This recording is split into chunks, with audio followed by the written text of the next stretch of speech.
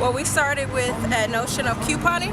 So from the couponing, we took couponing to a nonprofit organization, which is called Couponing for the Less Fortunate Incorporated.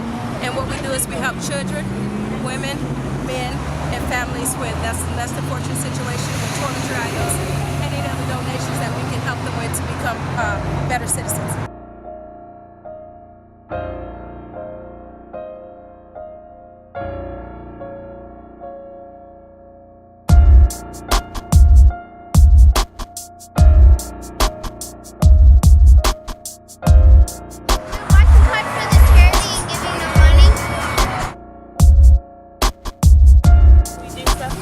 Less fortunate, so we wash cars for them and get their donations, and we also have a bin over there for toiletries or anything that they may need, and then we drop it off at the end of the day.